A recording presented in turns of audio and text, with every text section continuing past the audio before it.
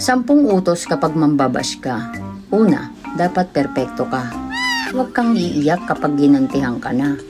Pangalawa, dapat may profile picture ka. Huwag aso, huwag cartoons, anime, pusa, at lalong-lalong walang Bible verse.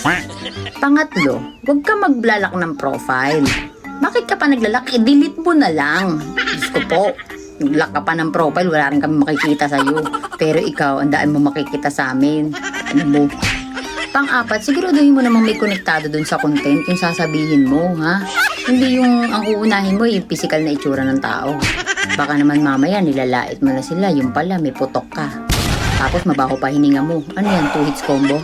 Pang-5, lait ka ng lait sa content ng mga tao. Tapos nung in-stock ka, wala ka kahit isang video. Pang-6, o tungkol ulit sa content, sasabihin mo nang gaya lang yan ang content ng iba. Pero putang ina, nung ikaw na in-stock, yung video mo puro nakaw pala.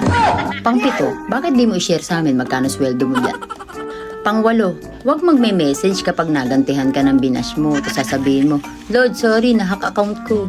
Pang-9, walang masama kung mambash ka, basta totoo sinasabi mo. At huling-huli, huwag kang magdidimanda, putang ina ka, na parang ending ikaw pa yung aping-api, ikaw ang nauna.